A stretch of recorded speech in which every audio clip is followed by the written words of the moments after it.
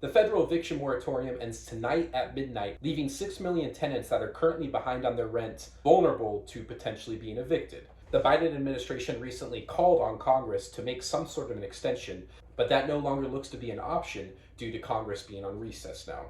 Let's dive into the details. First off, what is the eviction moratorium? The eviction moratorium was an executive order signed by Donald Trump to protect tenants who had financial hardships due to COVID and to avoid a bunch of evictions and people being basically put on the streets due to a lost job or lost income.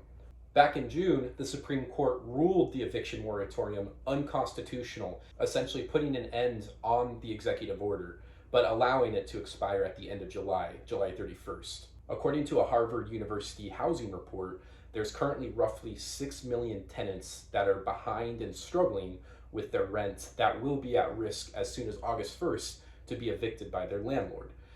So what's going to happen? That's kind of the big question right now.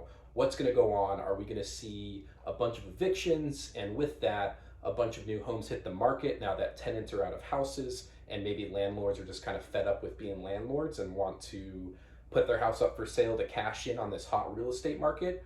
Or are they just going to find new tenants, or are they going to try to just work something out on the side with their current tenants? Well, there is some economic data from the Federal Reserve Bank of Philadelphia that saw that 80% of tenants that they were talking to actually work something out with their landlord post eviction moratorium ending to make sure that they can somehow continue living there and continue paying their rent one way or another.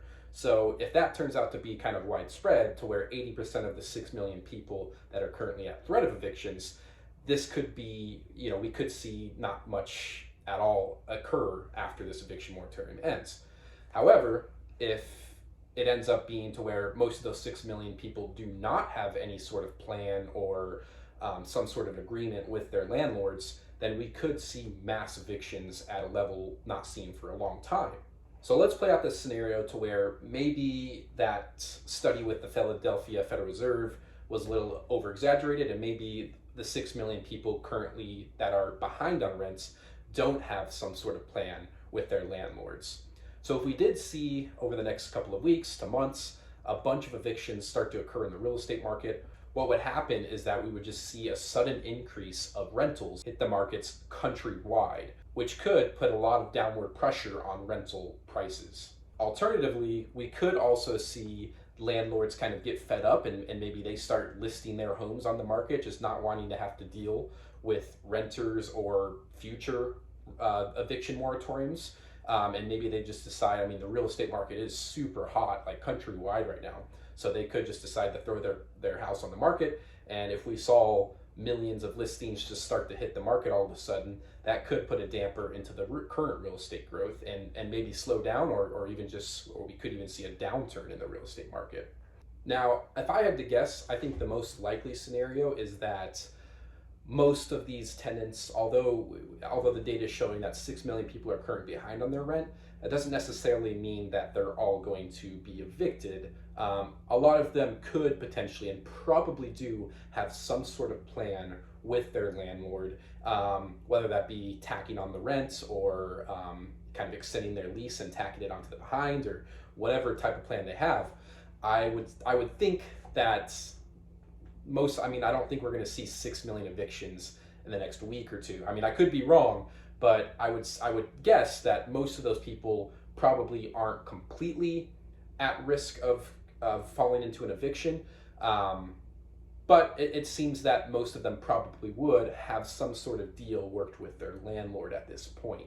I think the landlords who do end up evicting, obviously there's going to be some sort of evictions, and I think the landlords who do end up evicting tenants that have not paid for the last year and a half, I think they'll probably continue to rent and might just have more stricter rental or tenant requirements moving forward when it comes to credit and whatnot.